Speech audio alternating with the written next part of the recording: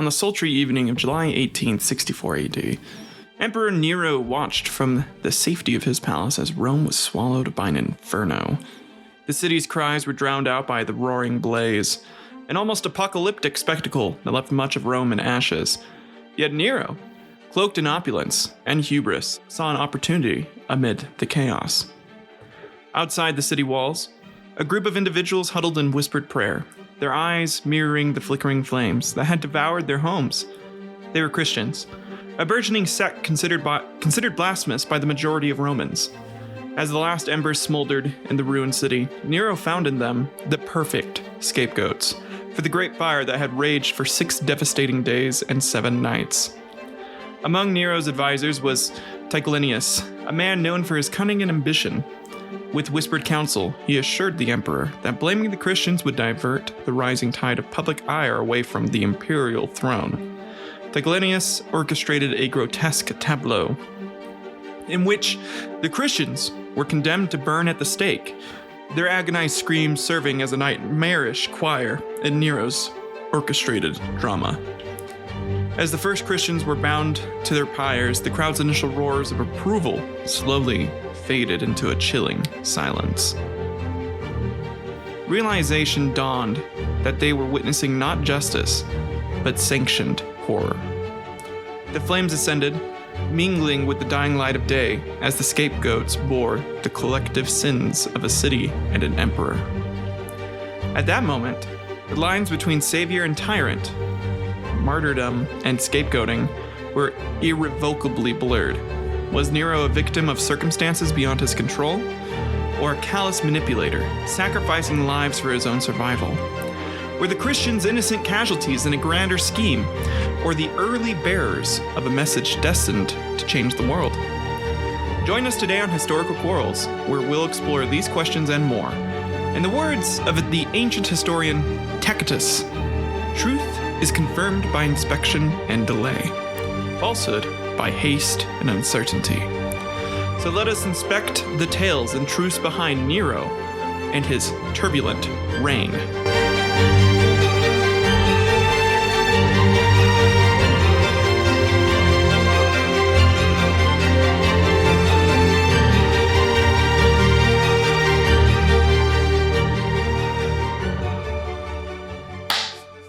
Welcome back, Whirlers! Today's episode is going to be a fun one. I am so goddamn excited to share with you all this story with one of the most notorious Roman emperors at its helm. Heavy NSFW warning for listeners, as always. This show is not for the people who get offended by words crowd or people who think that swearing shouldn't be a part of everyday language. I enjoy pretending to be young again and acting like I just discovered words like fuck, jizz, geometry, and Gamahuchi. And who doesn't love a little Gamahuchi every now and then? Gotta get yourself some more of that Gamahuchi, buddy. I tell you what. If you don't know what that is, that's a Victorian slang for oral sex, or head, as the common slang is now. So it's good shit. Announcements for today. As per the usual, my other podcast, Stereotypical, came out last Thursday. Not gonna lie, I died laughing editing this most recent episode, and I think you guys will have a good time listening to it. So definitely go check that out. Other than that, nothing else too crazy. Just a big shout out to everyone who has been sharing the show and helping it grow. I honestly appreciate it, and you all kick ass. Seriously. Thank you guys so much. I've been monitoring the growth, and I'm positive that's the only way we're growing is with you guys sharing. So that's really cool. I'm glad that you like it. Seriously, if you do like it, feel free to write in. Like, I'll talk to you. I'll message you back and stuff. So, for today's episode, this is actually going to be kind of a new one. I'm kind of doing a series with this. I wanted to name this either Romans versus Christianity or Nero versus Christianity. And really, what I want to do with this is I want to talk about the religious conflicts that happened between polytheism and monotheism during the Roman period, because that's where we get a lot of big changes that happened to monotheism, and why we end up with like modern day Roman Catholicism, which is pretty much just polytheism with extra steps. So I thought it'd be interesting to look at it through kind of doing it in this format, but doing it through either martyrdoms or big events that happened that sort of impacted the religion and the tolerance and how these things would change. And a big part of that time is actually during the life of Emperor Nero. And so Nero is a very fascinating subject. So he's going to be kind of like the main point of today's tale. We're going to be going over Nero, but the underlining theme is going to be polytheism versus Christianity, or monotheism, really, in a way. I mean, I could go like way back in time and talk about Egyptians and Judaism and like how that kind of conflicted with each other, even though there wasn't that much conflict. I know the Old Testament makes it seem like they were always enslaved or whatnot, but actual historical texts seem to kind of give counterpoints to that. And like maybe the Jews were only enslaved a couple times, but not as often as they would like to portray. They definitely did get fucked over a lot in history, though. So that is very true. So at first, we're going to look at very specific historical events that lead into today's main quarrel, or really just abuse of power, due to constant quarreling by Emperor Nero. Then we'll be covering the life of Nero and how he would impact Romans' views on Christians and change the Roman Empire in a myriad of ways due to his reign. Afterwards, I'll give you my take on everything and read out a couple listener messages. We did get our first couple listener messages. Well, not first. I got one like way back in the past, but she hasn't said anything since, so I don't know. But I got a couple new ones today, which was really cool. So that's enough prep. Let's go ahead and get into today's historical quarrel.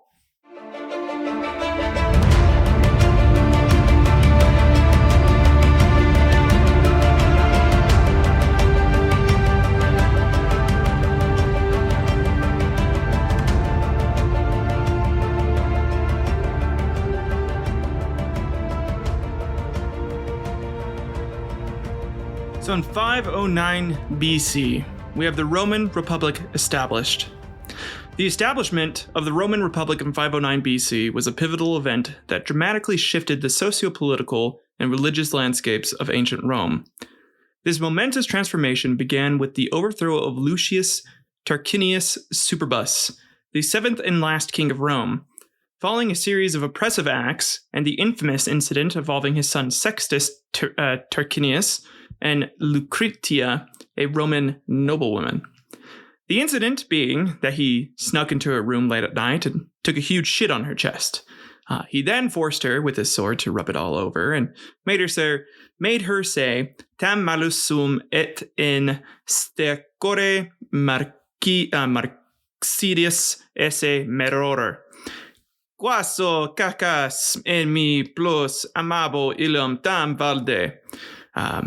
Which means I've been so bad and deserve to be filthy wilthy in your shit. Please shit on me more. I love it so much. This, of course, angered Lucretia's husband and father when they learned about it later and led to a revolt. The revolt against the Tarquins was led by Lucius Junius Brutus and Lucius Tarquinius Collatinus. It culminated in the exile of the royal family. The ousting of the monarchy gave rise to the Roman Republic, an innovative political system that sought to distribute power among different branches and bodies, including the Senate and popular assemblies. The Roman Republic was rooted in principles that were distinctly secular. By the way, if you don't know that, I'm fucking with you with the whole shit thing. He raped her. It was really sad. I just figured shitting was like easier to talk about. And also kind of akin. I feel maybe not fully akin, but like I feel like if someone forcibly shat on you, that's like, yeah, akin. Maybe not. I don't know. I'd feel pretty dirty afterwards and definitely need a shower if someone shat on me forcibly. Anyways, they were distinctly secular and democratic for their time. Rather than a single autocratic ruler wielding near absolute power, the new republic was governed by two councils, elected annually by the citizens. The councils had checks on their power, most notably the Senate, a body of lifelong members from Rome's aristocratic class that advised them and had significant influence on legislation and foreign affairs. Sound familiar? Well, that's because that's essentially what America is. We're a republic. The presence of popular assemblies like the centuriate and the tribal assemblies allowed even commoners, to a certain extent, say in civic matters. This distribution of power, albeit mainly among the elite, established a governance structure that was revolutionary and enabled Rome to achieve unparalleled cohesion and military strength. It was very effective for its time. Religion during this period was intrinsically tied to the state, but maintained a polytheistic character that was syncretic and accommodative. The Romans worshipped a pantheon of gods and goddesses, each responsible for different aspects of life and governance. Many think that the Romans just stole the Greek gods and chose to worship them, which isn't actually true. What is true is that both the Romans and the Greeks shared the same Indo-European origin, and the Romans would tend to look for similarities in gods they worshipped and just declare them to be the same to one of their gods. You know, if enough similarities were found, like, this guy likes fucking, this guy likes fucking, so that's clearly Bacchus, the god of wine, right? So they do that a lot, much like how we just declare any meat that isn't beef, pork, or veal to taste like chicken. Meaning, even if there are clear differences between a god they worship and the god they encounter, that other civilizations worship, they will just be like, it's more or less just Uranus, just put him in there. This thought process, while being helpful in many regards, as it allowed religious tolerance at first, is honestly the epitome of narcissism, in my opinion. Because think about it, that is a group of people just being so sure that their deities are the correct ones. They're okay with other cultures' gods because they think it's just their deity using a different name. They're like, yeah, no, it's totally cool. It's our god. Just they're calling it a different name. That's fine. It's totally chill. Goddamn. To think like that, to have that sort of firm belief. Good for you. Religious festivals, rites, and sacrifices were not just spiritual activities. They were social and political events that were believed to maintain a harmonious relationship between the gods and the state. Temples dotted the city, and priests, who often held political roles, performed rituals to assure the gods' favor on military campaigns, political endeavors, and even agricultural seasons. Because you gotta make sure you got God helping you with the wheat. I know that's what my grandpa did every morning. Pray and make sure that God was watching over his wheat farm. And, you always had a good harvest. Good for him. The Roman Republic era set the stage for the cultural and religious elements that would later become contentious issues during the Roman Empire, notably under emperors like Nero. The very strengths of the Republic, its openness to incorporating gods from different cultures, its secular governance, and its social mobility became points of fragility when confronted with the rise of Christianity. Christians were monotheistic and exclusive. Very exclusive. You had to be a VIP to get in that club. They refused to participate in the state religious practices that were seen as a cornerstone of Roman identity and governance. By refusing to integrate into the existing religious framework, they put themselves at odds with a deeply rooted system that dated back to 509 BC, sowing seeds for future persecution and conflict. Which is understandable if you think about it. For example, if in your family every night you had something new to eat, and we have a variety of meals from different cultures like tacos one night, spaghetti another night, and so on. And let's say you married someone who came from a family where no matter what they ate, it had rice in it for pretty much every meal. Like it had to have rice, and rice was pretty much the center of the meal. And yes, you could add toppings. I bet you're thinking that it's compromisable because of that. You could just, do the different toppings on the rice, and that should stem the fighting and let both people be happy. Well, that is fucking wrong. Because if rice is the fucking cornerstone, guess what you are never having again? Hamburgers, tacos, gyros, fucking just steak, just regular ass steak. Yes, you could have those ingredients get put onto the rice, but it's not the same. And every time you ate the rice, you'd know in your heart, you're just waiting for either you or your spouse to die so you can finally enjoy nice buns or a taco shell again. Until you eventually realize you and your spouse will live around the same amount of time. And you either are forced to accept your now meager taco-less existence, or change it by convincing the rice-eating asshole they are wrong.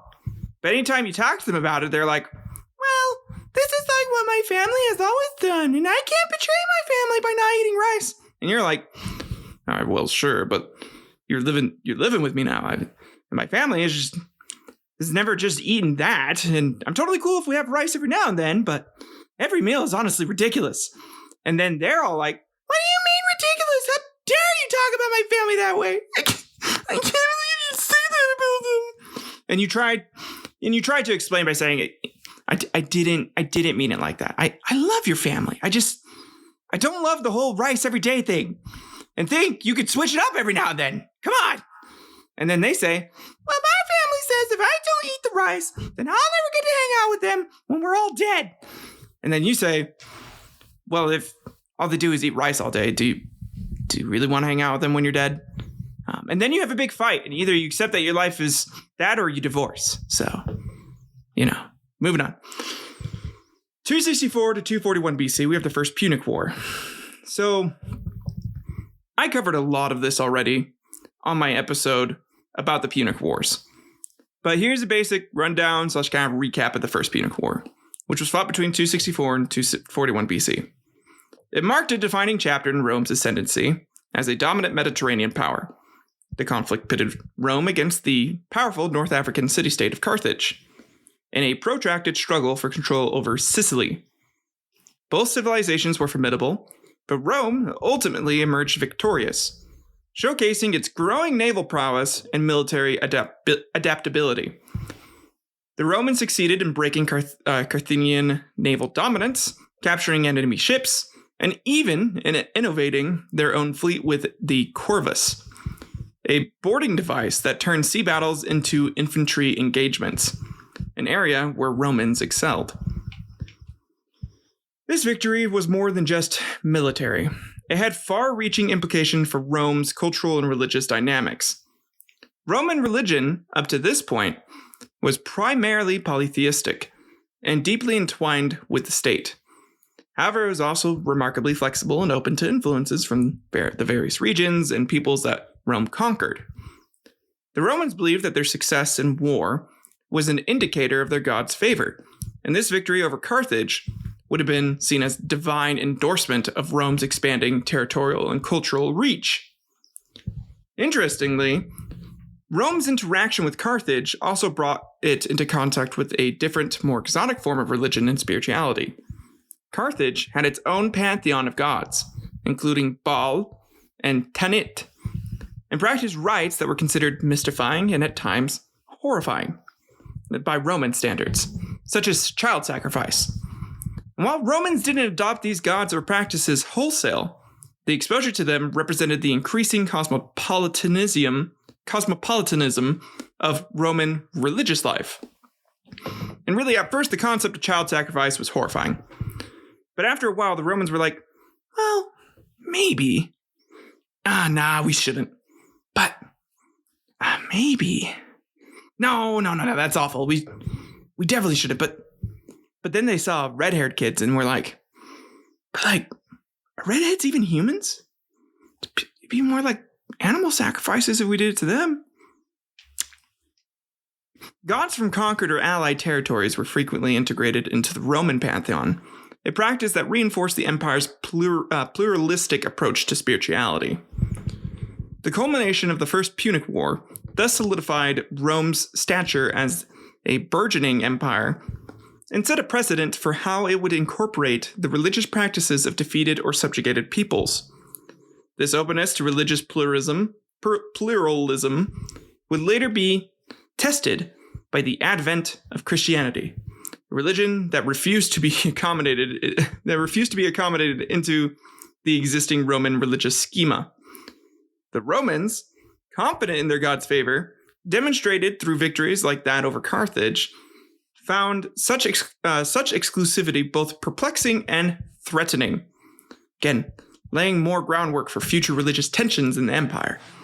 They really were like, listen, we are definitely being accommodating here. You guys can have him in our pantheon. He just has to be a part of the fucking pantheon. And they were like, no, dude, it's just the one. Fuck your pantheon. And they were like, well, what the fuck do you mean? We're being nice. Like, what? Why are you being such a dick about it? And, again, that because there's a lot of issues here. Because, as we'll see as we kind of go throughout all of these events, Rome was honestly pretty tolerant of other religions. They were nice, and yes, there are some things that they didn't, incorporate, but they really didn't give too much of a shit. And we'll see that more with Judea. So, But in 202 BC, we have the Battle of Zama. The Battle of Zama in 202 BC was a decisive confrontation that effectively ended the Second Punic War and signaled Rome's uncontested dominance as a Mediterranean superpower. Pitted against Hannibal, the Carthaginian general who had famously crossed the Alps and wrought havoc on Roman soil, Roman forces led by Scipio Africanus achieved a stunning victory. The triumph at Zama not only broke Carthage's power, but also significantly impacted Rome's self-perception, both politically and religiously. In terms of Roman religion, the victory at Zama had profound implications. The Roman pantheon was deeply interwoven with the state, and its successes or failures in war. A win of this magnitude against a formidable enemy like Carthage was interpreted as an unequivocal endorsement from the Roman gods. The gods wanted them to win, and the gods gave them the victory over Hannibal, over his elephants. Oh, the gods, the glory of the Roman gods. So in the collective Roman psyche, their deities had not only been proven stronger, but also more just, favoring Rome in its quest for dominion. Such victories were seen as the materialization of divine favor, strengthening the existing religious practices and beliefs among the populace. The aftermath of Zama led to heightened imperial expansion, which in turn expanded the religious diversity within Rome. As with the First Punic War, Rome continued its trend of religious inclusivity, incorporating gods and goddesses from subjugated or allied territories into its own spiritual framework. However, the firm belief that their gods had favored them in such a decisive manner against Carthage solidified the idea that the Roman pantheon was superior above all else. Temples were built, sacrifices were made, and festivals were celebrated to honor the gods who had granted them this victory. This sense of divine favor and the subsequent reinforcement of existing religious norms created a fortified status quo that would later be disrupted by the rise of Christianity. The idea that a single, omnipotent god could replace Rome's diverse and time-honored pantheon would become increasingly problematic. I'd say it's the equivalent of saying that Michael Jordan alone could have soloed entire teams in his 95 to 96 season. Like, sure, Michael Jordan and Jesus is cool and all, but there is no fucking way he would have taken on every single pro at that time, even with how good he was. And really, that was Jordan in his heyday at the top of his game, was the 95 to 96 season.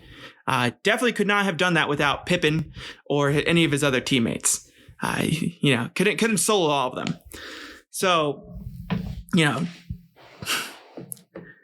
the Romans were essentially like, Jesus is cool and all, but there's no way this guy could beat all of our enemies and help us out with everyday life.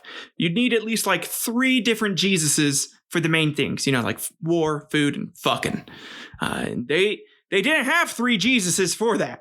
There was one guy, and it's like, well, can't pray to Jesus to also help me fuck. Like, that's weird. And I also need him to like help me with war and food. That's too weird, man. You go to one guy to help you fuck, and then you go to another guy to help you with war.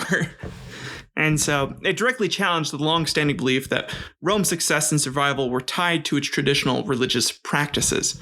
A belief powerfully validated by monumental victories like Zama. The stage was being set, again, for a very intense religious clash that would shake the foundations of the Roman Empire. And in 63 BC, we have the conquest of Jerusalem. The Roman conquest of Jerusalem in 63 BC was a significant milestone in Rome's ever-expanding territorial grasp, and was also an introduction to a dramatically different religious and cultural landscape. Led by the Roman general Pompey the Great, the Romans laid siege to Jerusalem and eventually entered the city, annexing Judea into the Roman sphere of influence.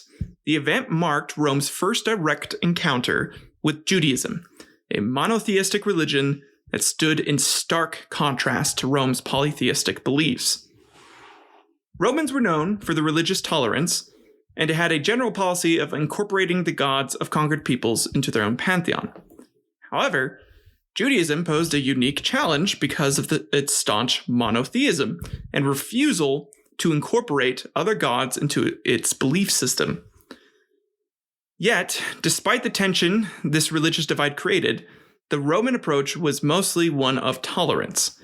Jews were given the status of religio litica, or a permitted religion, which exempted them from participating in the Roman state religion or honoring deities other than their own.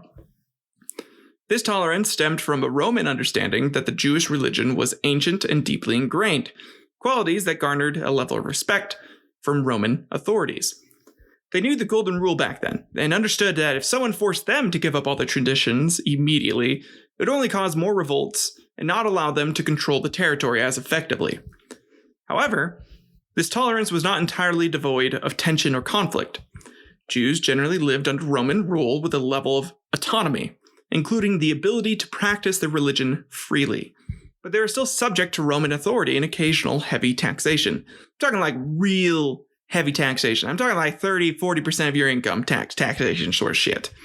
Political unrest was common, but open revolts like the ones in AD 66 through 70 and AD 132 to 135 were met with brutal Roman reprisals.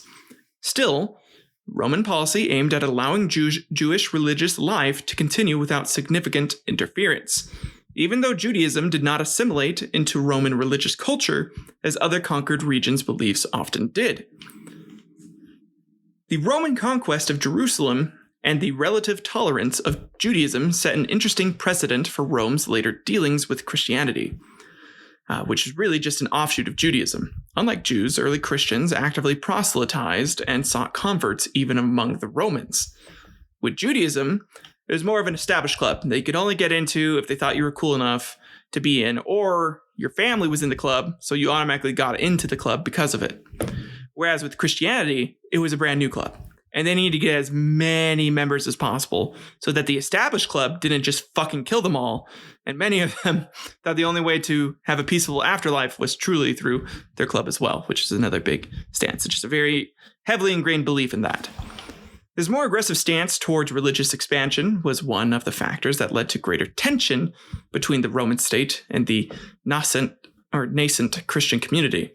The existing policy of religious tolerance rooted in Roman dealings with Judaism would be severely tested as Christianity began to spread, challenging the religious and social fabric of the empire. Okay. Then in 44 BC, Julius Caesar is assassinated. The assassination of Julius Caesar on the Ides of March in 44 BC, for you Shakespeare heads, was a watershed moment that plunged Rome into political turmoil and uncertainty. As Caesar lay dead, betrayed by his closest allies and friends, Rome found itself grappling with a power vacuum that ignited a chain of events leading to the demise of the Roman Republic. The period that followed was marked by civil wars, political machinations, and the rise of strongmen like Octavian, who later became Augustus, who would eventually transform the Roman Republic into the Roman Empire, the empire that we all know and love. This era of upheaval had a profound impact on the Roman psyche, creating a widespread craving for stability in every aspect of life, including religion. The Roman pantheon was viewed as an intrinsic part of the state's well-being, and any form of instability could be perceived as a sign of the gods' disfavor. The gods were mad if anything was a little bit unstable. They're like, well, the gods are trying to fuck us here, so maybe we shouldn't fuck with that. Therefore, maintaining religious practices and traditions became increasingly important, as it was thought to directly influence the political stability Romans so desperately sought. Even though, like, if everyone was desperately, giving sacrifices, trying to appease the gods, they didn't realize it was just a bunch of men, just regular dudes being like, well, I want power. No, I want power. No, I want power. I don't know. People back then, some of their thought processes confused me. But I guess if you grew up in a belief where it's like, the gods will really fuck you over if you, fuck around, like everything's going to go to shit if you don't do this. And you grow up believing that as a kid, it's a lot easier to accept. So that's whatever. Religious rituals and observances intensified during this period of uncertainty as Romans sought divine guidance and support. Temples were renovated and restored, sacrifices became grander, and religious ceremonies turned more elaborate. Augustus, in particular, championed traditional Roman religious practices as part of his broader agenda to restore Rome to its former glory. He wanted to make Rome great again. He was the original Donald Trump of Rome. He styled himself as Pontifex Maximus, the chief priest of the Roman state religion, linking political authority with religious legitimacy, something that would later evolve and repeat itself, but with popes and kings. The quest for stability through religious adherence laid the groundwork for the eventual conflicts with Christianity. Christianity, with its denial of the Roman gods and the imperial cult, posed a challenge to the social and religious fabric that had been meticulously woven to maintain stability. The monolithic belief system that the Christians proposed was at odds with the religious pluralism that the Romans believed had contributed to their empire's greatness. In a society where the political and religious were so intrinsically tied, due to what Augustus will do, and we'll get into it, the Christian refusal to participate in state religious practices was not just heretical, but seditious. Honestly, I know I will get shit for this, but this really reminds me of how modern Americans would view people who wouldn't say the Pledge of Allegiance out of protest. Many people would call these Pledge of Allegiancers un-American, and say if they wouldn't say it, then they shouldn't live here, even though the Pledge of Allegiance isn't something the Founding Fathers made, and they probably wouldn't have approved of it, as they were trying to escape nationalism and valued patriotism more. And the pledge is very nationalistic. If you're going to argue with me like this, you are literally pledging yourself to one nation under God, which is another thing two of the Founding Fathers, Thomas Jefferson and James Madison, would have hated, as they were strong advocates for separation of church and state. They fucking hated church and state going together. Like, no, that can't happen. And the fact that it became part of the state or the government is a little wild. The Pledge of Allegiance was made in 1892, so way after the founding of America, by a Union officer who tried to use it to teach kids about patriotism. And the phrases, under God, and in God we trust, wasn't added until 1954, when Eisenhower wanted to separate American ideals from the, quote, godless communists. Straight up. None of that shit was mandated until the 1900s. It was mostly just because of communism. They were getting really scared of communism. And honestly, I don't give a shit either way if you say it or you don't. I did it as a kid because when you're a kid, you follow the group. And since everyone didn't, I did not question it. Honestly, until I heard those asinine arguments that it was un-American to not say it, when in fact, it was probably the most American thing you could do to not say it. And for any of you saying it disrespects the soldiers who fought and died for the country, I personally don't think it does. I hold tremendous respect for the brave men and women in our armed forces and who have died fighting for our country's ideals all over the world. They are heroes. And I don't think standing for a song or a pledge is the best way to show respect for them. I think the best way to do that is to live a life they wanted for their brothers and sisters here, and to support their true brothers and sisters who did make it back home by donating to veteran charities that truly care about our vets. Unlike our current government, who seems to give less of a shit about what they can do for its people, but what its people can do for them. Our country has sadly slid in and out of nationalistic ideals since the last World War, and our politicians have become masters at manipulating its own people to fight against each other to support a pyramid of power on either side of the political parties here. In any government system, there needs to be a balance of a multitude of policies, both foreign and domestic. Our country has failed many of its citizens with its current domestic policies. And honestly, our government needs a bit of a rework, with term limits set upon every single goddamn position, and each position needs to be voted on, especially the Supreme Court. We desperately need a rework of our country's education system, and it should be federal policies that dictate it, not state policies, which often lead to an imbalance of education level going from state to state. If we, set it federally, it would ensure that our kids are growing up,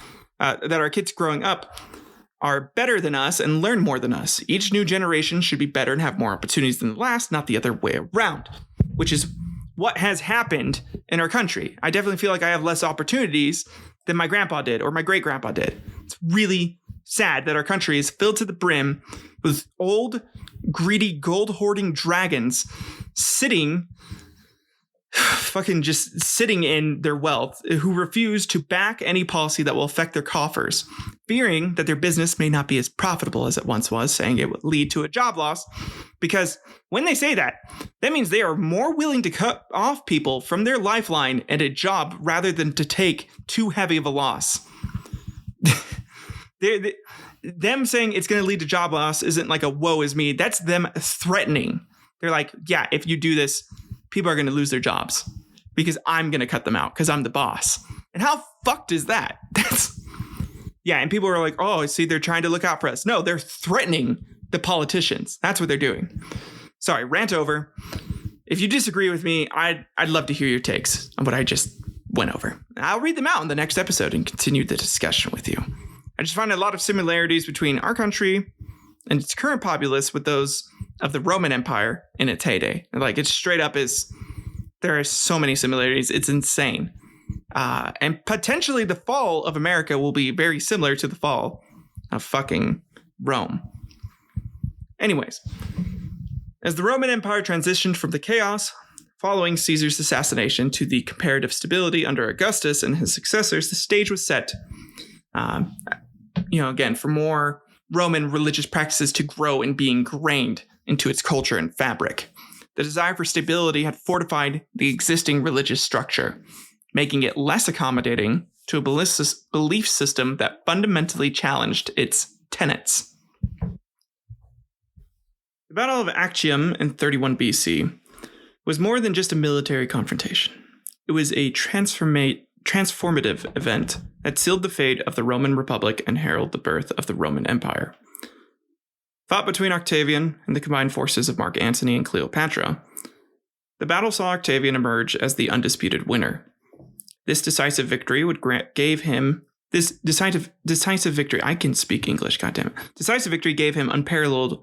unparalleled political power, which he would later use to reform Rome's governance structure, eventually taking the title of Augustus and becoming the first Roman emperor. One of the significant changes Augustus instituted was the establishment of the imperial cult, a religious practice that deified the Roman emperor. He turned himself into a fucking god. This was a monumental shift in Rome's religious landscape. While Romans had a history of deifying individuals posthumously, why do I keep adding words that I just, like, I can write and I know what they are, but I have a hard time saying. Posthumously. The imperial cult was unique in that it made the living emperor a divine figure, integrating him into the existing religious practices and rituals. So, if they were having a ritual where it was an orgy and you pretended to be having sex with a god, the emperor would just be in place of that god, and you actually would have sex with the god emperor. This served a dual purpose. It not only elevated the status of the emperor, but also solidified the idea that the empire's stability and prosperity were directly linked to divine favor, effectively intertwining religious devotion and political allegiance, an idea very heavily taken from the current Egyptian system of rule, where each pharaoh was the embodiment of one of their gods, or like a reincarnation, essentially. I think Cleopatra is Isis, and then before that it's usually Horus or, some other god. I don't think Osiris was ever one, but that's better.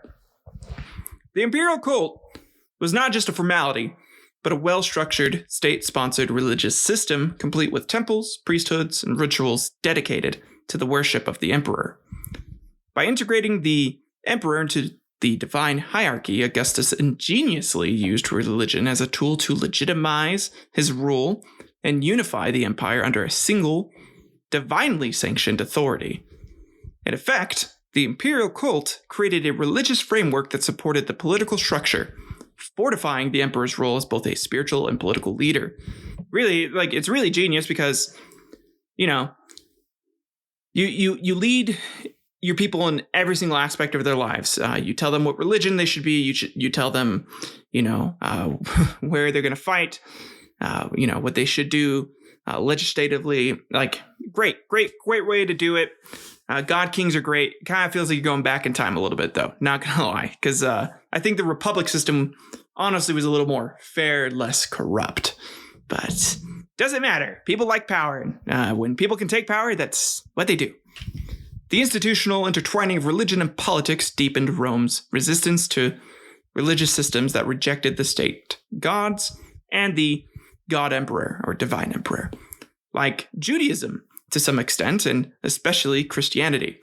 Christianity not only refused to acknowledge the Roman pantheon, but also rejected the deification of the emperor, a double affront that was seen as both heretical and treasonous. In a society where the emperor was considered divine, denying his divinity was tantamount to denying the state itself. Like in North Korea, if you go there and you say, well, I don't think Kim Jong-un is a god, you're getting killed. Surprised the Christians didn't think that one through. You're like, this guy who, calls himself a god and shit, I should just say that he's not a god because he's not. But, I should totally say that. Whereas most people, they realize, he's probably not a god, but might not be a smart thing to say to his face. Because I will die. I will definitely die. Surprised they didn't think that one through. You could have just worshipped in silence, buddies. Sure, sir, I'm sure your god would have been fine with that. Thus, the Battle of Actium and the subsequent establishment of the Roman Empire and the imperial cult really sets the stage for all these confrontations that are going to start coming through now. Because whereas before Rome was honestly pretty accepting and tolerant, they have become increasingly less tolerant. And really the crazy part is, by essentially calling the emperor a god, this is really going to get to Nero's head. And I think this is part of the reason why Nero is fucking crazy, besides the fact that he's related to Caligula. Doesn't matter. So, yeah, the tensions would reach a boiling point during the reign of later emperors like Nero, who found convenient scapegoats in minority religious groups such as the Christians. It wasn't just the Christians, though. Other people did get fucked over too, but mostly the Christians. Okay, and then in 27 BC to AD 14, this is the entire reign of Augustus. We definitely need to go over his reign. As he establishes a bunch of shit that I kind of gone over. I know I'm going to repeat some information, but it's very important to understand how influential Octavian or Augustus was. So from 27 BC to AD, Augustus's reign marked a new epoch in Roman history, characterized by relative peace and stability, known as the Pax Romana, or the Great Time. So this era was not just about the absence of large-scale military conflicts. It also encapsulated the vision of a harmonious society bound by law, order, and traditional Roman values. Augustus was keen to promote these virtues as part of his wider efforts to create a stable, unified empire. He understood that beyond military might, the strength of Rome lay in its cultural identity, rooted deeply in its traditions and religious practices. In a deliberate move to reinvigorate Roman society, Augustus emphasized a return to traditional Roman virtues like pietas, or dutifulness, or gravitas, seriousness, and virtuous, or courage, and orgies. Nothing was more Roman than orgies. One could argue that Augustus was more akin to that of a sex cult leader rather than an emperor, as he would routinely take other consuls' wives, bone them pretty much in front of their husbands, and then continue on his days. He would cuck his consuls constantly. And legit, I'm not even fucking with you. He cucked them all the goddamn time. Go look it up. There's countless stories of them just him being talking to one of the consuls' wives, being like, hey, come back here with me. Take them to the back room, bone them. They come back with their hair disheveled and their ears red. So, good for him. It's good to be the God King. These were not merely abstract ideals, but were actively promoted through various means, including literature, public ceremonies, and monumental architecture. Augustus enlisted the help of poets like Virgil and Horace to compose works that celebrated Roman greatness and its pantheon of gods. Temples were refurbished, and old religious festivals were revitalized. Man, that's a lot of fucking R's in a sentence. All in an attempt to foster a sense of unity and shared identity among Romans. Parallel to this cultural resurgence was the state-sponsored veneration of the imperial cult, which seamlessly integrated Augustus into the religious fabric of Rome. which I definitely went over. But he essentially created the model where political loyalty was synonymous with religious devotion. So in addition to people worshiping the God King, and have everything being seen as heretical if you don't view him as a god, your political loyalty definitely also mattered here, making it just harder and harder to be tolerant of other cultures and religions completely here. It reinforced the existing social structure, making it less accommodating to alternate viewpoints, particularly those that threatened the established norms. Despite the outward appearance of unity and peace during the Pax Romana, this period of calm masked underlying tensions. While the majority subscribed to the state-sanctioned religious practices and traditional virtues, not all groups were willing to conform. Among these were the Judaish cults, Judaism, and Christians, who openly challenged the established religious and social order and refused to participate in the imperial cult at all, and their dedication to a monotheistic faith clashed with the empire's religious framework. And this is where we have the birth of Christ. And it's not just Christians, but like Judaism right here as a whole. They're definitely fighting back a little bit. They're like, nah, I don't want to be a part of your shit. Don't want to be part of your cult. And then in 4 BC, this is the approximate birth of Jesus Christ, represented a pivotal moment, not just for the followers of the new faith that would eventually become Christianity, but also for the Roman Empire. Even though it did not realize it at the time, born in Bethlehem, in the Roman province of Judea, Jesus grew up in a world that was under Roman rule, but deeply influenced by Jewish tradition. Around AD 30, he began his ministry, disseminating teachings that were viewed by many as radical and a stark departure from traditional Jewish beliefs. Like not taking someone's eye out for taking your eye out. And, Jesus' message would emphasize the direct relationship with God, the power of love and forgiveness, and the coming of a kingdom not of this world. His teachings drew large crowds and gained a dedicated following. But they also stoked controversy. Among the Jewish religious authorities, Jesus' ideas were seen as heretical and subversive, a challenge to the existing religious order. He essentially is taking what they've been teaching and flipping it on its head, and they're like, whoa, hold up, buddy. You're using my words, but then you're flipping it, and you're saying that those should be my words. The hell, fuck you. So his acts, such as healing on the Sabbath or claiming to forgive sins, were provocative in a society deeply committed to religious law and tradition. For the Roman authorities, any form of social unrest or religious dissent was a cause for concern, as it threatened the political stability of the region. And they were in the Pax Romana. They're like, listen, my people are happy. I ain't trying to fuck with shit. And Jesus' growing influence became increasingly hard to ignore. They're like, he's causing a lot of issues. I don't really want to deal with this. And so his eventual arrest, trial, and crucifixion reflected both Jewish religious leaders' unease with his teachings and the Roman government's interest in maintaining social order. Jesus, more or less, was just a casualty of the Romans being like, okay, I don't want any fighting. I don't need any revolts happening. Keep him happy. Just fucking kill him. Like, they didn't give a shit. They're like, just kill him. They didn't really give a shit about like him being, the son of God or whatever. They're like, we have lots of demigods in our religion, buddy. Neat. Essentially. So his crucifixion was in part a Roman effort to quell what they perceived could be a politically destabilizing force. Okay, so let's get into that crucifixion now, which is between approximately AD 30 and 36. It was a seminal event that significantly influenced the religious and political climate of the Roman Empire, even if its immediate impact wasn't fully recognized by the Roman authorities at the time. Charged with blasphemy and viewed as a threat by the Jewish religious establishment, Jesus was crucified.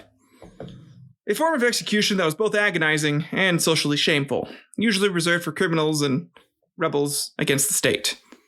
However, contrary to the expectations of both the Roman rulers and Jewish religious leaders, Jesus' death did not suppress the burgeoning movement he had initiated.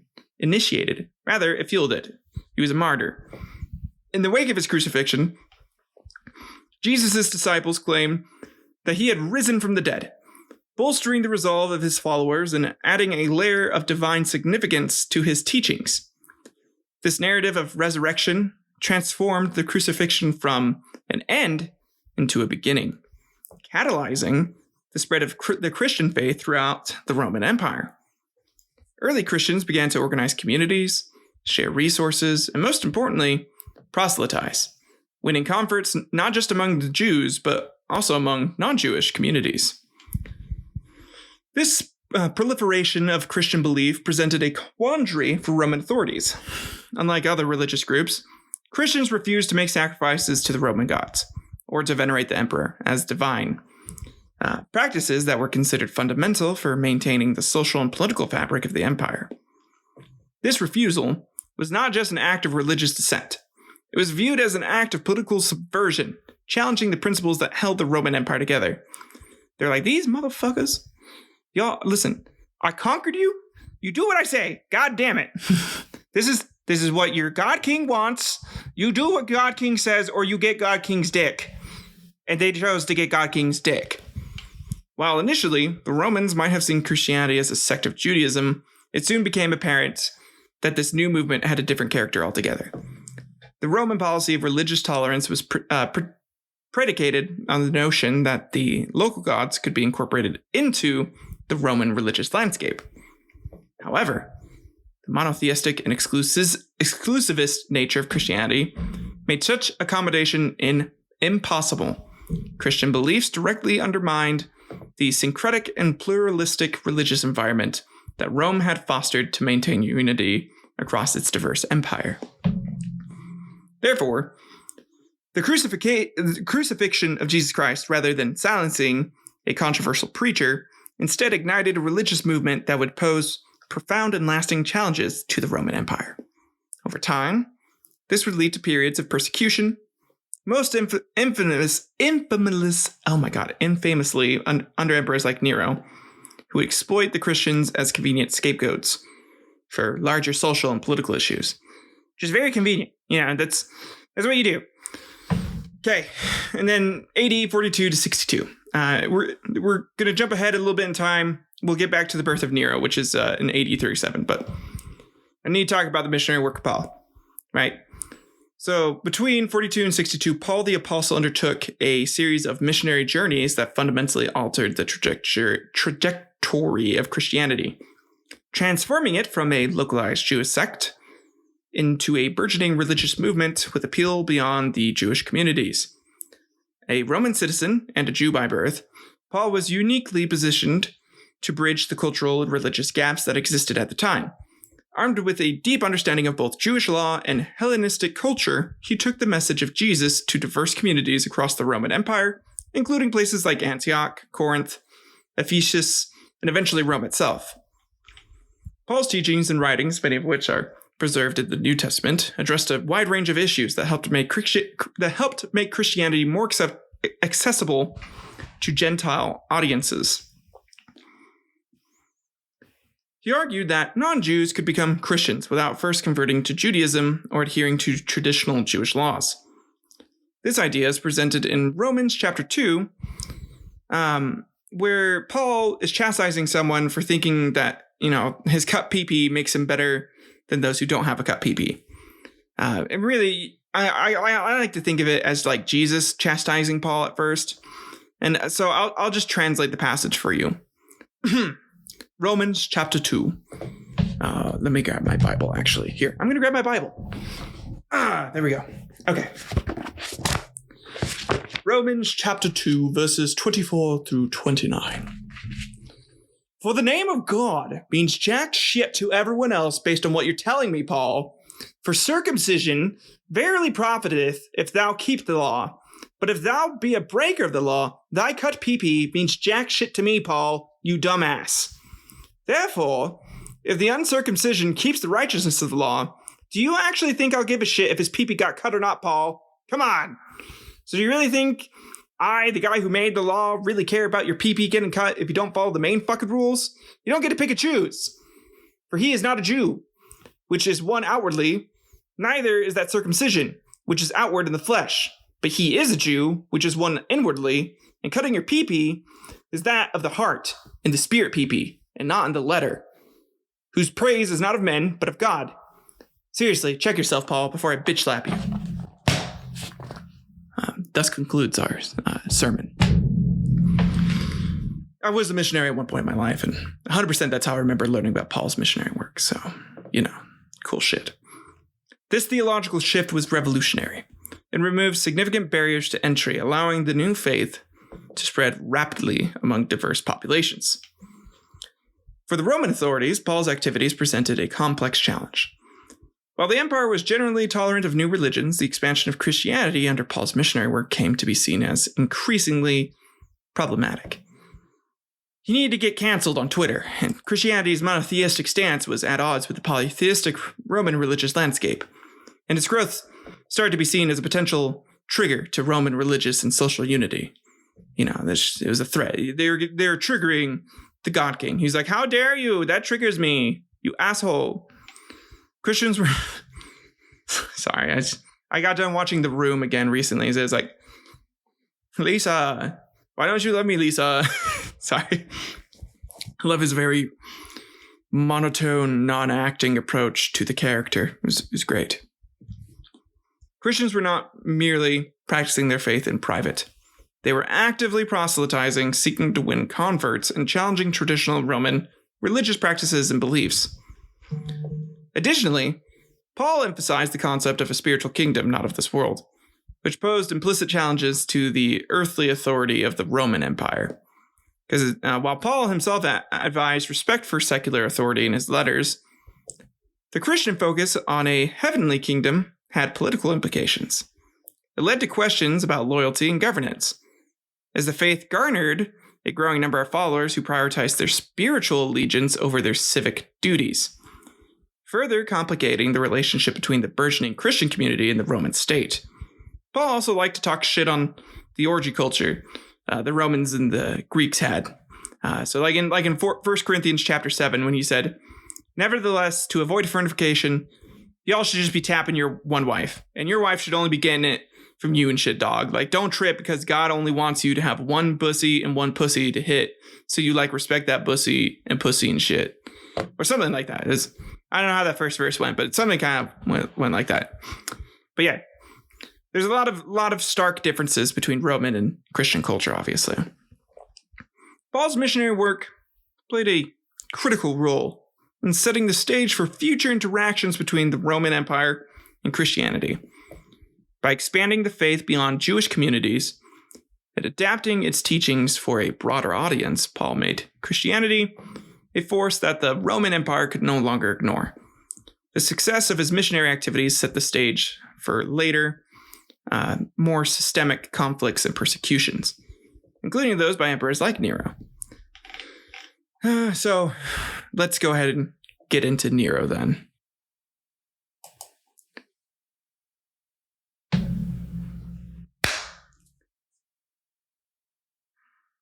Born on December 15th, 37 AD, as Lucius Domitius Ahenobarbus, the man who would become known as Emperor Nero entered the world in Antium, Italy. His birth into the Roman elite was auspicious, yet also fraught with complications. He was the great-great-grandson of Augustus, Rome's first emperor, on his mother's side.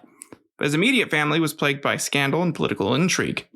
His father, Gnaeus Domitius Ahenobarbus, was known for his ruthless and immoral behavior, while his mother, Agrippina the Younger, was a highly ambitious woman who would later become infamous for her machinations to elevate her son to the throne. From the onset, Nero's life was shaped by a maelstrom of power struggles, family rivalries, and political maneuverings, setting the stage for a reign that would be characterized by excess, artistic pursuits, and ultimately, tyranny. Agrippina, ever the family woman, married her uncle, Emperor Claudius, and engineered Nero's adoption to the Claudian line, ensuring that he would be Claudius's successor. These familial dynamics, entwined with the larger political and social currents of the Roman Empire, would play a significant role in shaping Nero's persona and his rule. Though Nero was born into privilege, he was also a product of an environment teeming with potential enemies and fraught with dangers that came with royal lineage in Rome. The court was a hotbed of political intrigue. The young Nero would have been acutely aware of the threats and opportunities that surrounded him. The stage was set for a complex and controversial reign. And the players in Nero's life would influence not just the man he'd become, but also the larger Roman Empire. His birth in 37 AD may have seemed inconsequential at the time, but it would set in motion a chain of events that would have a lasting impact on the Roman Empire, including the relationship between the state and the growing Christian community. As Nero matured and eventually took the throne, his actions would cast a long shadow, affecting religious, cultural, and political landscapes for years to come. So in AD 41, this is where Claudius becomes emperor. Following the dramatic assassination of the infamously cruel and unpredictable Emperor Caligula, his uncle Claudius found himself thrust into the role of the new Roman emperor. Considered a surprising and somewhat unlikely choice due to his physical disabilities and scholarly temperament, Claudius would prove to be a more competent ruler than many had initially thought. His reign marked a departure from the flamboyant and dangerous successes of his predecessor, with Claudius focusing on administrative reforms and territorial expansion. Significantly for the young Nero, Claudius's ascension to the throne would bring his own family into the imperial spotlight. As in AD 49,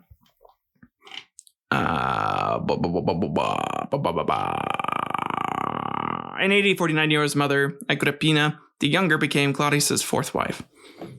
Known for her political acumen and ruthless ambition, Agrippina sought to secure the throne for her son, Nero, maneuvering to eliminate any potential obstacles to this end. She persuaded Claudius to adopt Nero, despite the emperor having a biological son, Britannicus, thus positioning Nero as heir apparent. Which definitely didn't cause any issues for them. Totally safe move to pull to have your son become heir like that. That's not going to piss off anybody. He definitely wouldn't. No one would try to kill him if you did something like that. That's how you keep your kids safe. Fucking ambitious asshole.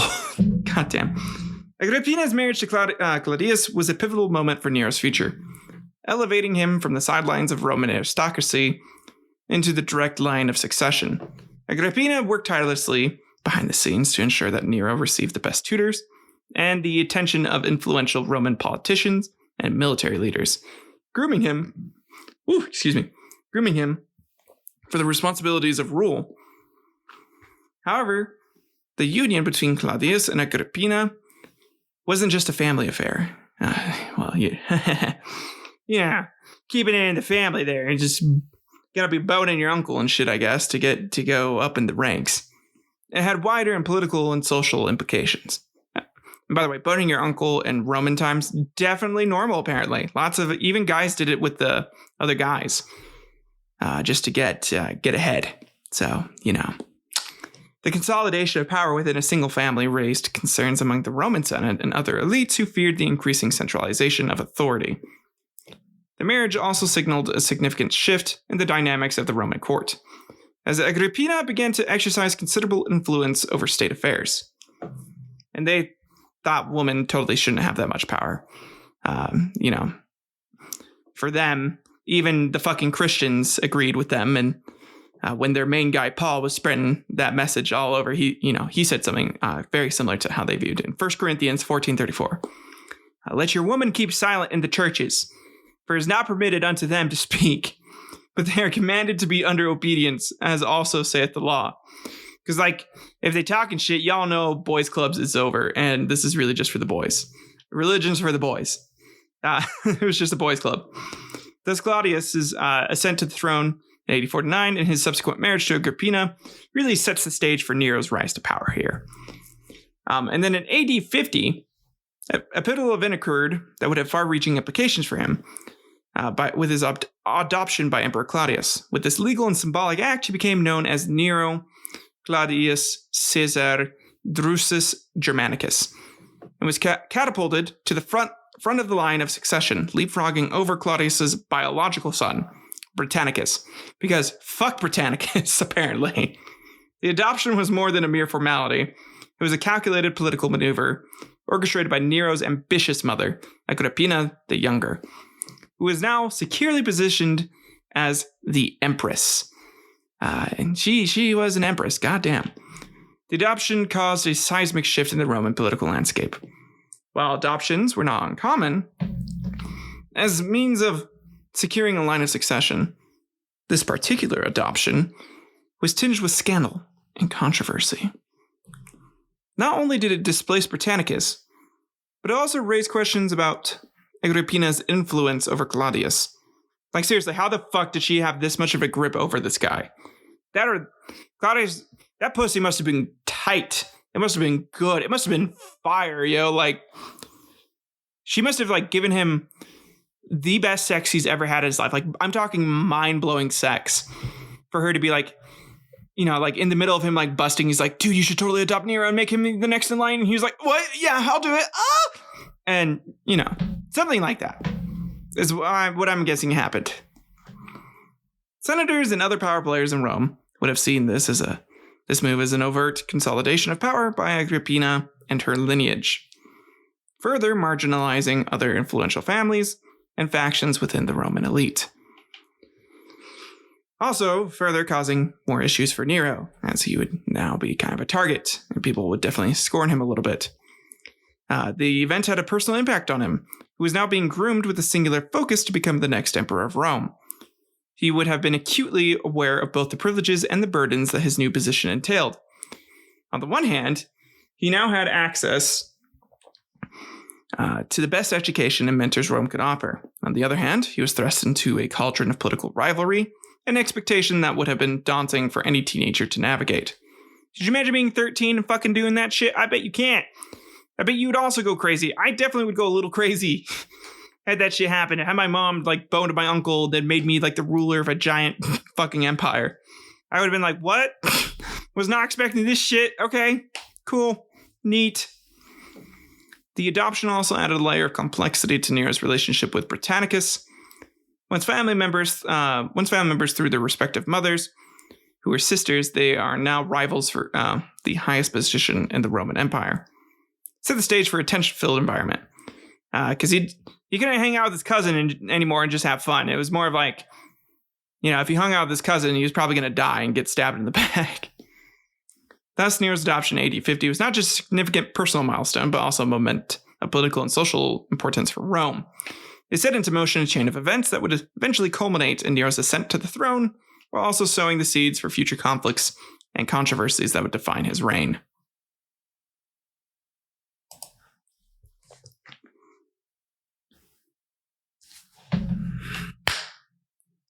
In AD 54, Claudius dies. So in AD 54, another watershed moment unfolded that would dramatically alter the trajectory of Nero's life in the Roman Empire, the death of Emperor Claudius. The circumstances surrounding his demise have been subject of intense speculation and debate. While Claudius had been suffering from various health issues, the abruptness of his death led to many to suspect foul play. Most notably, it's widely believed that Agrippina, Nero's mother, may have poisoned Claudius to accelerate her son's rise to power. Matter of fact, more than just widely believed, she fucking did it. I know a lot of the evidence is circumstantial, but there's no fucking way. With how much, like, the power moves and the political schemes she had already been doing at the time, she 100% killed Claudius. Like, historians that argue that she didn't, fuck you. She did. She totally did. I bet you everyone back then, it was just like an open secret, essentially. Whether through natural causes or nefarious schemes. Claudius' death cleared the path for 17-year-old Nero to assume the role of Emperor of Rome. His youthful ascension was remarkable not just for his age, but for the immense responsibilities and challenges that came with ruling the sprawling Roman Empire. The fact that a teenager, a 17-year-old one at that, whose hormones are just driving him to fuck. That is, I mean, I remember I being 17 and, oh my God, that was a constant battle. being horny. It's a constant battle. And as the ruler of one of the most powerful empires in history, he's not lost in the Roman populace, Senate, or military. And all eyes were on Nero to see how he'd navigate this daunting new role.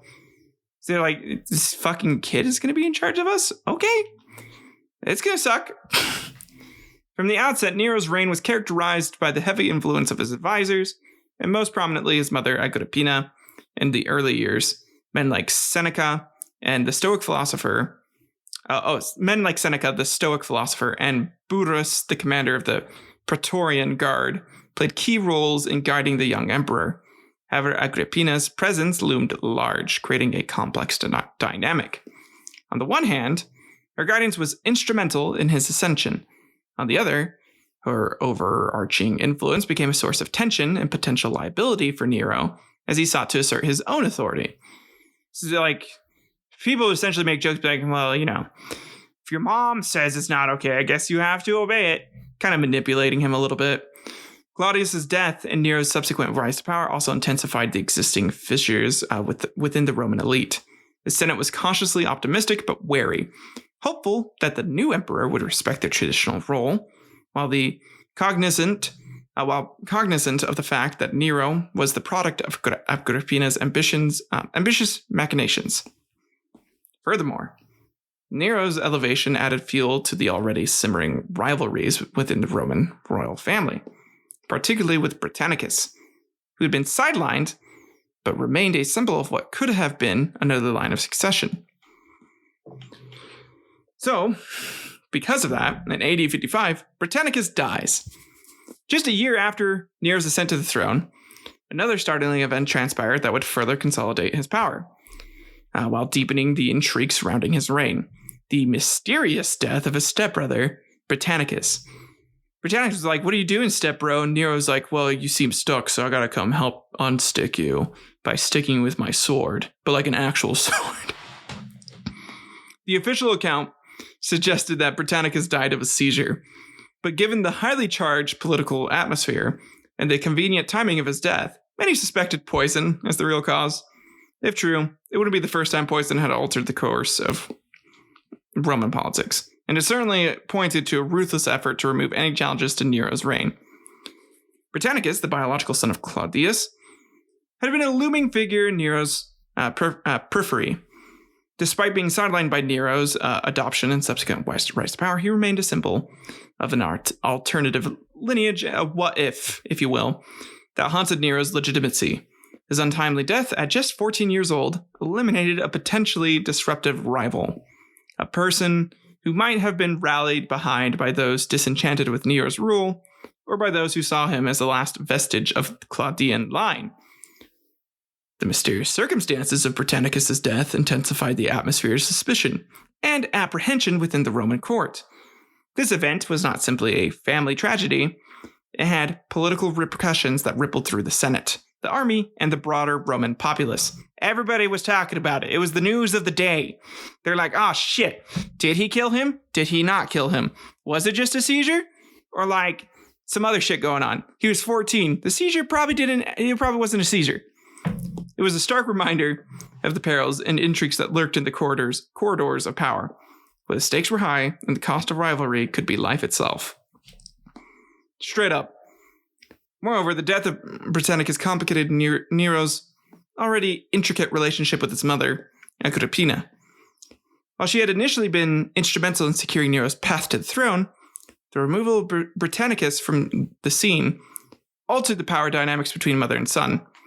It gave Nero more latitude to exert his own influence, while paradoxically making him more dependent on external support, now that the family rival was gone. It's widely thought that Nero did it and Agrippina didn't do it, because in a way, if Agrippina kept Britannicus alive, it kind of kept Nero in check for her, being like, well, listen, because he's alive, you have to make sure you listen to your mom. But now that he's out of the picture, Nero could be like, fuck you, mom, I do what I want. Sort of deal going on there. In AD 59, an event occurred that would indelibly mar Nero's legacy and plunge the Roman court into a new realm of scandal and horror. The murder of his mother, Agrippina the Younger.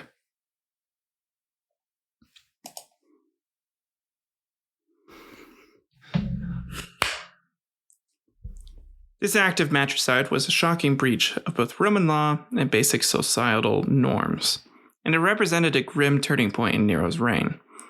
Ostensibly, the murder was carried out to end Agrippina's incessant meddling in the state affairs, but it undoubtedly had more complex motivations entangled in a web of power, fear, and familial strife.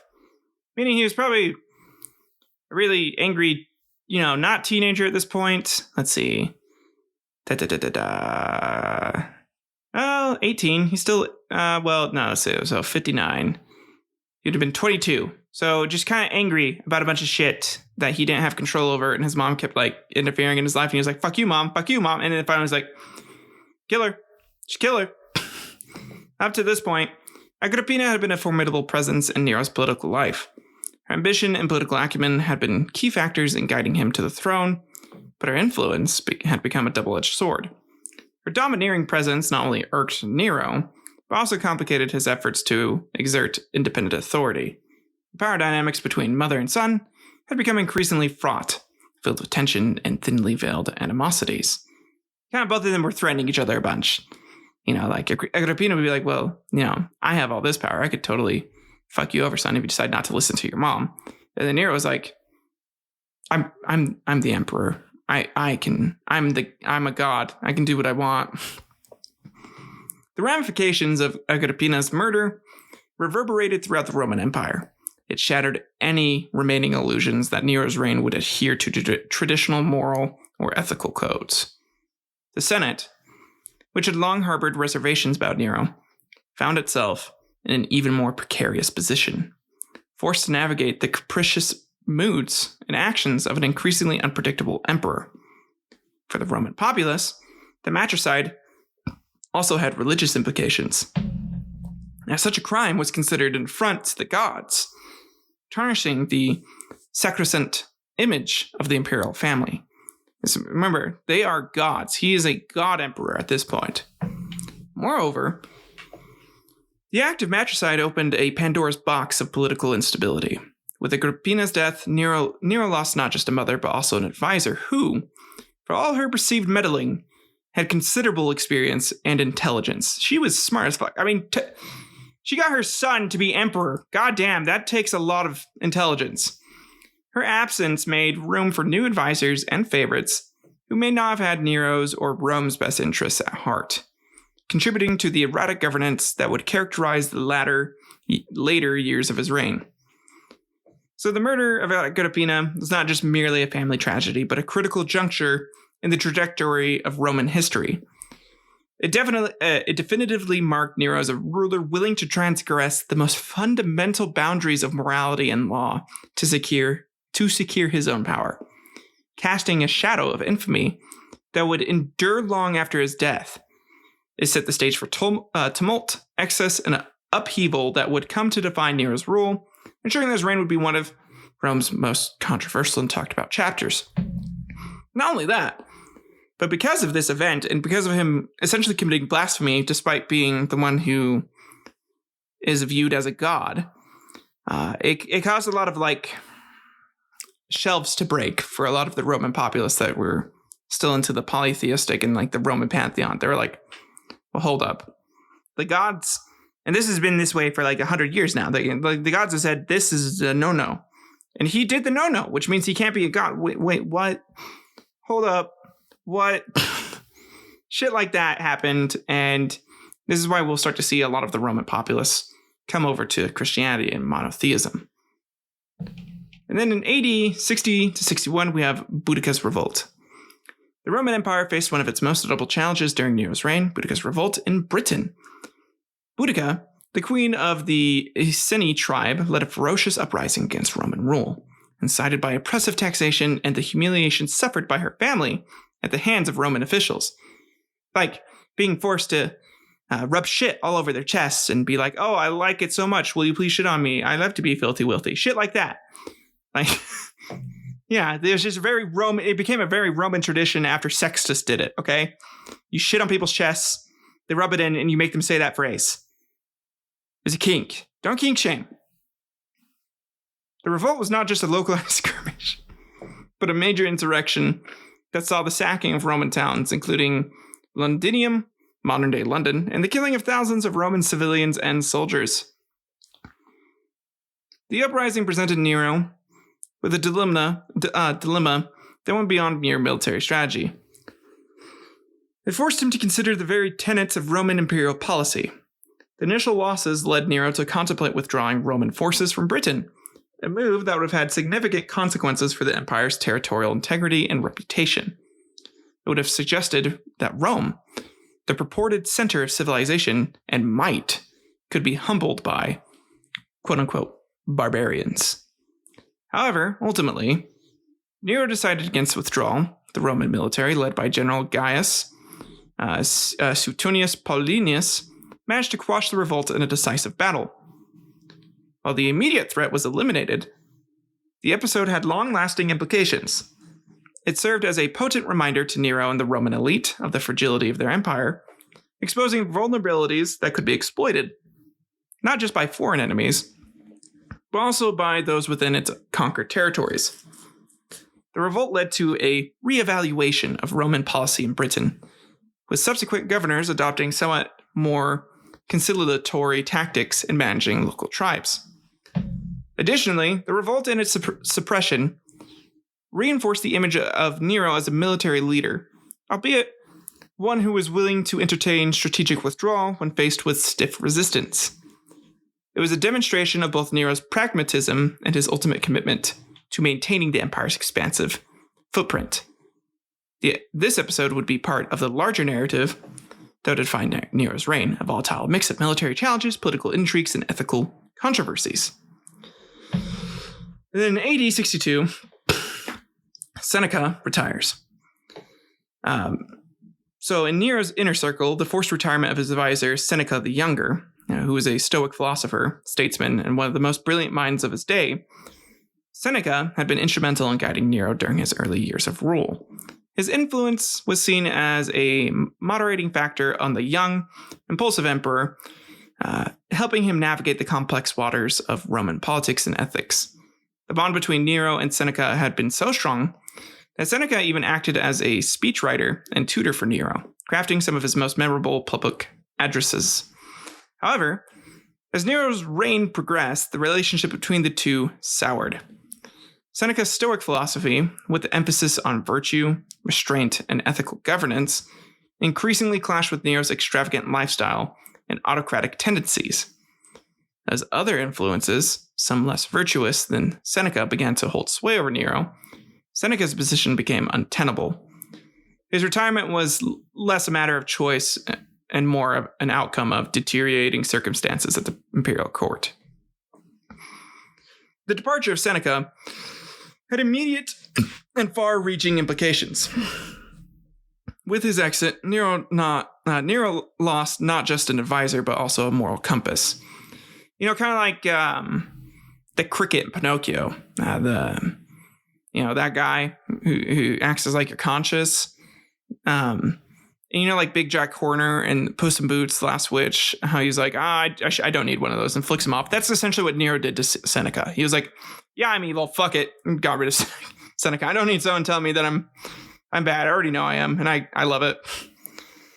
So the absence of Seneca's moderating influence cleared the way for Nero to surround himself with sycophants and enablers who would neither challenge his whims nor guide him with wisdom. The Roman elite, already wary of Nero's capriciousness, became even more apprehensive, sensing that the emperor was now unmoored from any steadying guidance. In many ways, Seneca's retirement heralded the onset of a more unstable, unpredictable period in Nero's reign. It marked the severing of one of the last links to the traditional Roman virtues that Seneca epitomized.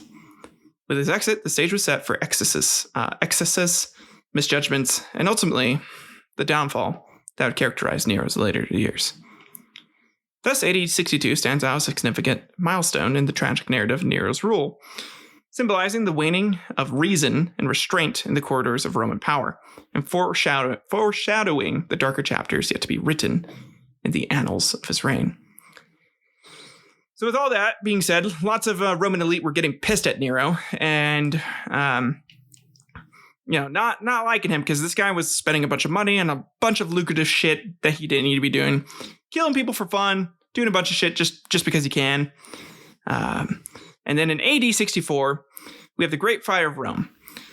An event occurred that would forever be etched into the annals of history and become synonymous with Nero's rule, the Great Fire of Rome. Over the course of 9 days, the fire ravaged the heart of the Roman Empire, destroying large swaths of the city, leaving countless homeless, and generating a humanitarian crisis of epic proportions. Saying that Nero fiddled while Rome burned has lived on through the ages. Although it's important to note that this is likely apocryphal. The fiddle did not even exist in Nero's time, and reports suggest that he was actually outside of Rome, rocking out on an electric guitar. He was like jamming out some Pink Floyd, some Led Zeppelin. He was playing himself. He was amazing at the electric guitar, actually. Now, could you fucking imagine, though? It's just Rome's ablazing. He's like having like a metal concert. Fuck yeah, I could see that. I'd be down. I'd watch that. Be dope. But anyways, many reports suggest that he was actually outside of Rome when the fire broke out. What is undisputed, however, is Nero's decision to blame the Christians for this catastrophic event.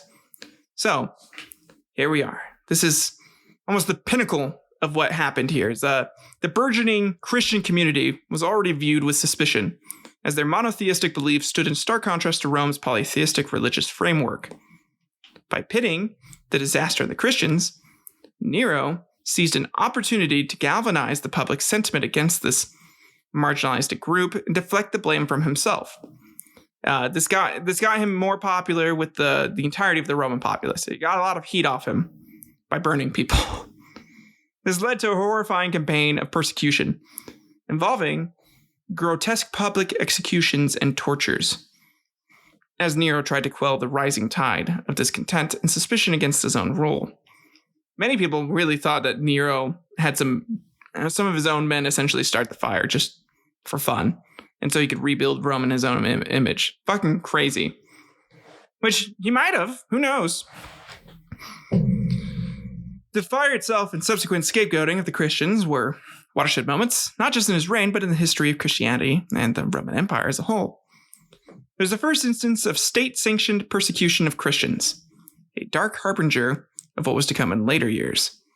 Nero's actions permanently altered the relationship between the Roman state and Christianity, setting a precedent for future emperors to legitimize persecution as a tool of governance. Beyond its immediate impact, the Great Fire of Rome and the persecution that followed deepened the social and moral divides within the empire. While the event was a tragedy on its own terms, its aftermath revealed the extent to which Nero was willing to manipulate public sentiment and sacrifice minority communities for his own political survival. Hitler would later embody this using the Jews, using Judaism and the Jewish people very much in the same way, being like, well, listen, all this bad shit's happening because of them. He just did the same shit that Nero did. It was just absolutely evil. It showcased Nero as the most Machiavellian, willing to exploit disaster for personal gain, even at the cost of countless lives. The year AD 64 really stands as an inflection point in Nero's reign, revealing the depths of his political opportunism and the lengths he would go to consolidate power. It also marks the turning point for the fledgling Christian community, as it moved from being a sect viewed with suspicion to becoming a persecuted minority, setting the stage for very complex, fraught relationship with Rome, with the Roman state for years to come. And this is typically where I'd end the quarrel, but that is not the case today. So I'm going to go over a couple more things because like I said, this is going to be more of a series. I'm going to finish out Nero's life today. We'll go into a review of this.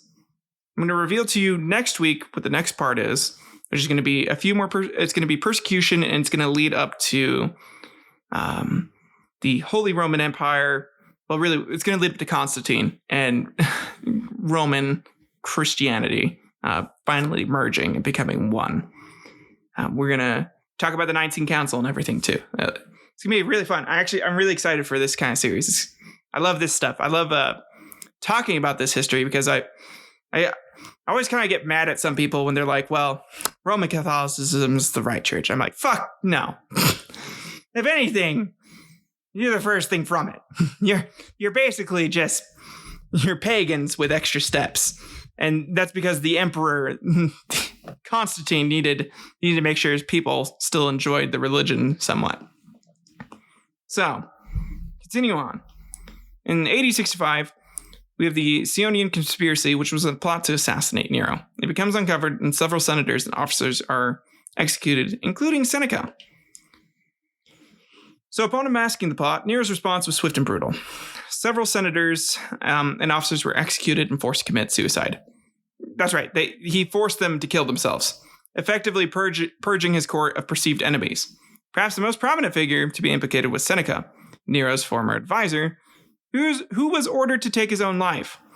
Seneca's death not only marked the tragic end of one of Rome's greatest philosophers, but also represented the extinguishing of one of the last moral lights within the Roman elite, further darkening the atmosphere of Nero's reign.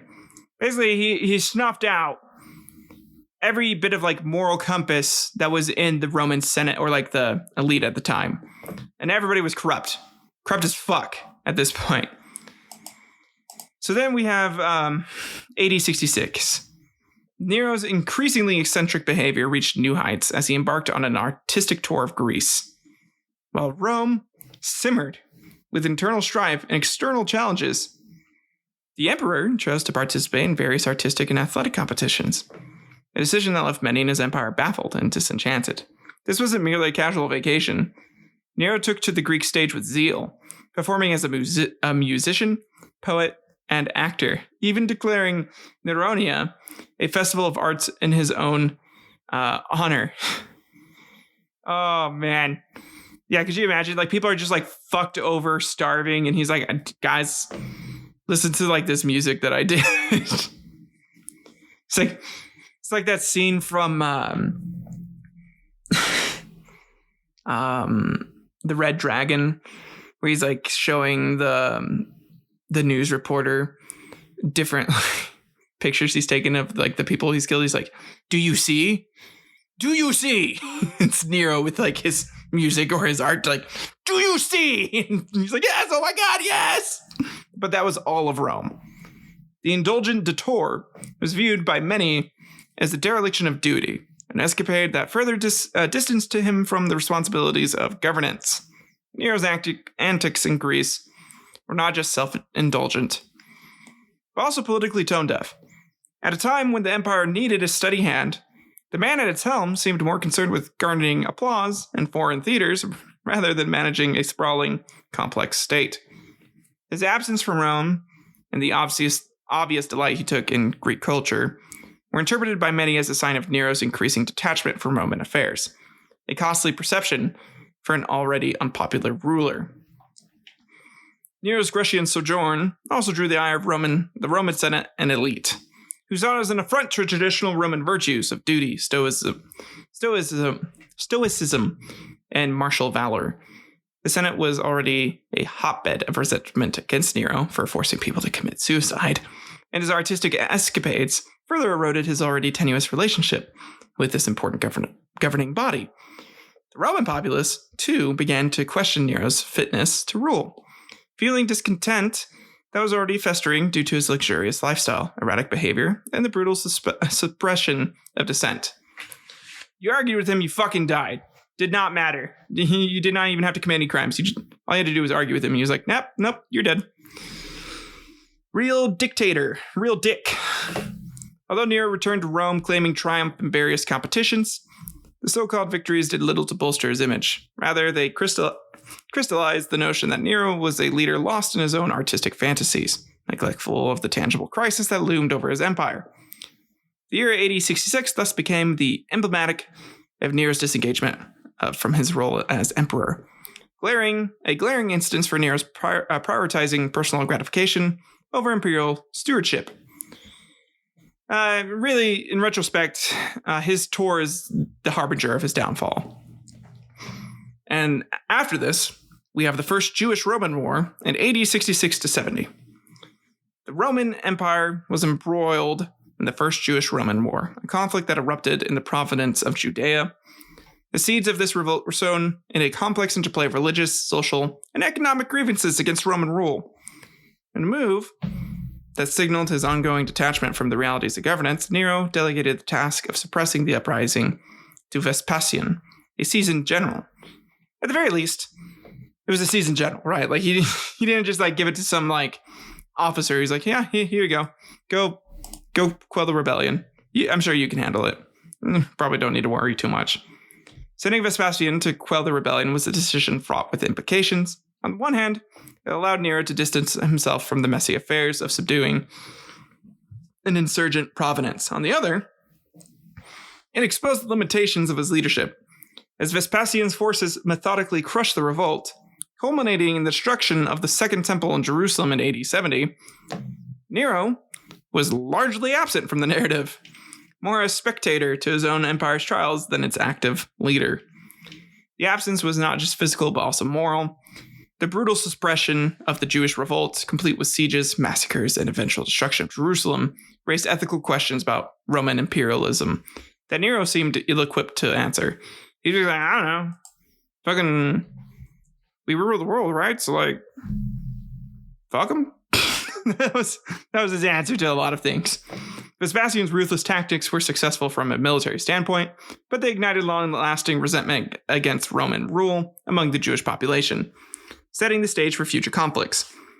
Moreover, Nero's appointment of Vespasian had unintended political repercussions. As Vespasian gained popularity and military credibility from his successes in Judea, he became a potential rival to Nero, especially as discontent with Nero's rule reached a boiling point back in Rome. Ironically, Vespasian would eventually become emperor himself following Nero's death, and the chaotic year of the four emperors, reinforcing the perception that Nero had been an inadequate ruler, as a ruler. And then in AD 68, the governor of Hispania, Galba, revolts against Nero's rule. The winds of revolt swept through the Roman Empire, this time emanating from its western frontier. Servius Sulpicius Galba, the then governor of Hispania, Hispania, modern-day Spain, openly rebelled against Nero, setting off a chain of events that would plunge the empire into chaos. This act of defiance marked the beginning of what historians later termed the year of the Four Emperors, a tumultuous period that would see the imperial throne change the hands multiple times in rapid succession. Galba's revolt was not an isolated incident. It was the manifestation of widespread discontent with Nero's rule. The emperor's erratic behavior, financial extravagance, and perceived neglect of his imperial duties had made him deeply unpopular, not just among the Roman populace, but also within the military and the Senate. Galba, recognizing the volatile state of affairs and perhaps sensing an opportunity, declared himself the rightful emperor and advanced toward Rome. The implications of this revolt were immediate and severe for Nero. Galba's challenge exposed the cracks in Nero's regime and shattered the facade of unity and stability he had tried to project. As news of the revolt spread, other provinces and legions began to question their loyalty to Nero, exacerbating his already precarious position. Importantly, the revolt was a catalyst that prompted the Senate to finally turn against him, declaring Nero a public enemy and effectively forcing him to flee Rome. They're like, yep, okay, we got one guy coming up. Someone's finally got the balls to challenge him, so fuck him. Galba's revolt, although initially successful, was the first in a series of rapid imperial turnovers, as he was soon followed by Otho, Vitellius, and finally Vespasian, who ultimately stabilized the empire. But for Nero, the revolt spelled the end. Stripped of power, and with his empire in the throes of rebellion, he reportedly committed suicide, lamenting, "What an artist dies in me." Which is so fuck you, Nero. I hope you're burning in hell or something. I don't know. In the grand tapestry of Nero's life and reign, Galba's revolt serves as the final unraveling thread. It was the climax of years of deteriorating governance, a moment that crystallized the widespread discontent with Nero's rule and led to his ultimate downfall. In this sense, Galba's rebellion was not just a revolt against an emperor, but the tipping point in a broader crisis of leadership that had plagued the Roman Empire under Nero's stewardship. And that ends today's historical quarrel.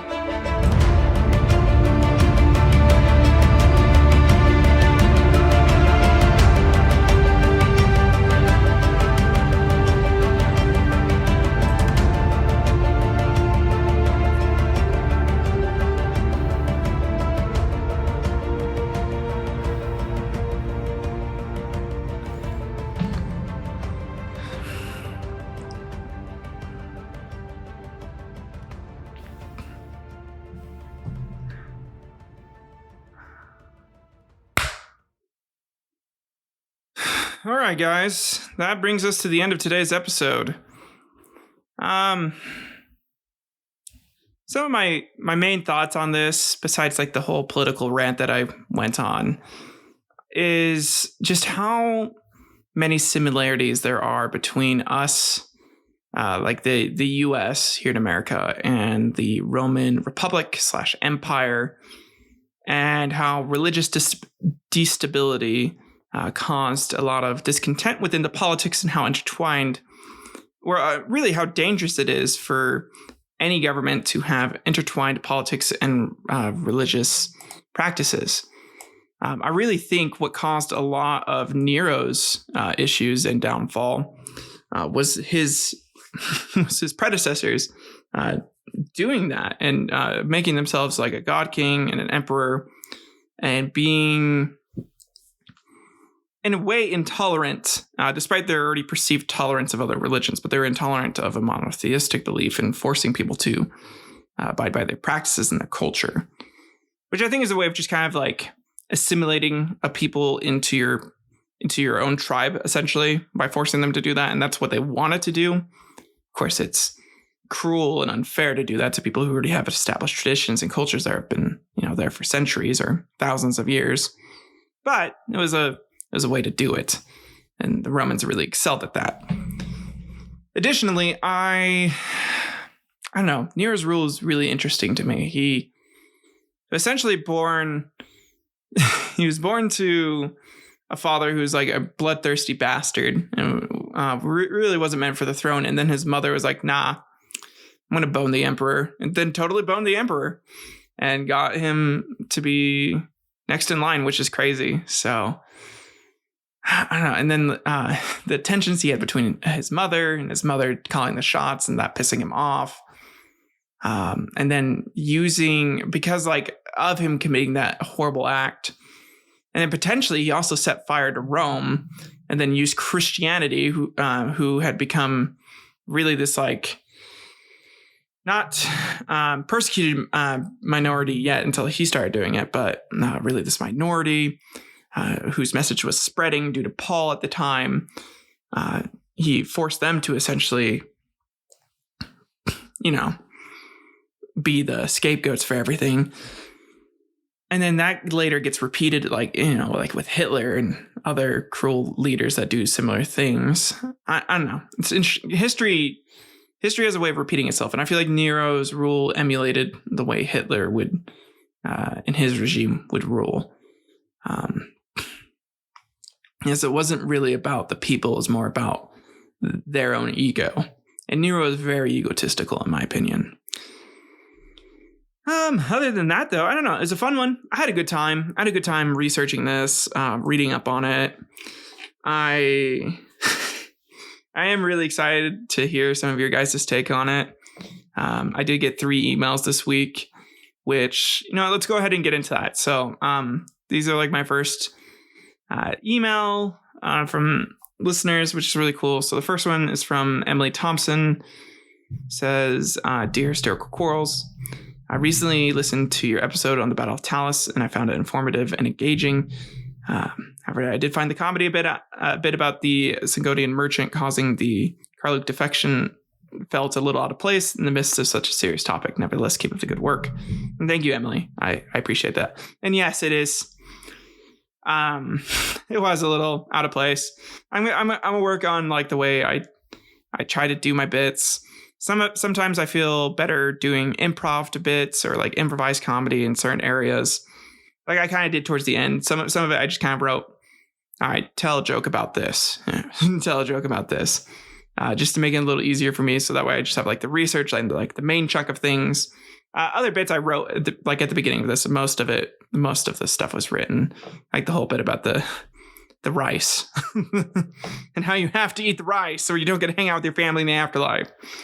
But you're right. I'll definitely work on that. So thank you. And then from John, John says, the story of Samarkand had me convinced that he was a real historical figure. I had to Google to figure out more about him. Well played indeed. Thanks, John. Okay. Well, sorry, John. Sorry that you fell for it. I feel like I said it was a bit, didn't I? I thought I said it was a bit. Maybe I didn't. I don't know. I can't remember now. But yeah, it was a bit. I'm sorry. I was just having fun. It was there's just a way to kind of tie the narrative together, I thought. Kind of because like when there's two people, I feel like it's just you need something to kind of connect them, like a through plot. It's like your C plot. So you have your A plot and your B plot, and then you have a C plot that kind of branches the two together eventually. And that's how I viewed it there. I was trying to do that. It was really like it was me testing out that writing style. So I'm glad that you thought it was real, I guess. Shit. Hope they didn't use that in the paper. And then finally from Twilight Sparkle 92. Okay. Hey there. Love your show and the depth you go into about each topic. However, in your latest episode on the Battle of Talents, the comedy bits slightly disrupted the flow for me. It's a minor gripe, but I thought I'd share. Cheers. Twilight Sparkle 92. Well, Twilight Sparkle 92. Sorry. Sorry if that disrupted the flow for you. I like joking around though and having fun. So, that's just me. Hopefully it wasn't too much of an issue in here. I tried to make it a little more seamless, but anyways, yeah, thanks guys. Thanks for sending those in. So, but yeah, no, seriously, send in more of your thoughts next week. I'll be happy to read them out on the show. Talk with you. Like I said, honestly, if you disagree with my political take, tell me. Let me know what your thoughts are. I'm not above criticism. I'm not above like having a discussion with people. I'm not like my opinion's the end all be all. You better listen to me or you're fucking wrong. I'm not that guy. So yeah, I don't know. But seriously, I appreciate you guys listening to the show. Please like, share, leave a review, share it with people that you think would find this interesting or fun. And you guys have a good one. I'll see you in the next step. Oh yeah, I should probably let you know. So because this is going to be a series, next episode, I'm going to be continuing up with this. And like I said, I'm going to go into the eventual Nicene Council and talk about how Christianity does eventually take over Rome in a myriad of ways, right? And in a lot of ways too, it becomes the dominant force. It starts out because, like, as you can see, there are these persecuted minorities, and it becomes the overarching power for Rome and its politics for up until the modern age. It still is for Rome, or like for the Vatican. Whatever the city, like the city state is that they own, where it's like they are in charge of that. Like that is a world power essentially. It still has a lot of political influence today on many of our leaders. So it'll be really cool to explore that history. And sorry if you're Roman Catholic, but you're about to have your religion kind of dismantled in front of you, because really your religion was made by a emperor who decided he needed to appease his Roman population, and he couldn't keep fighting battles against Christianity and monotheism. So, and that's why you have saints today, and why you have to go through saints to try and get to Jesus for some reason. It's because of him and subsequent popes. So have fun if you're a Roman Catholic. You probably won't listen. That's fine if you're a staunch believer. But if you're not a staunch believer, you don't give a shit, then good for you. Good for you for not being an asshole, I guess. You guys have a good one. I'll see you in the next episode. Bye-bye.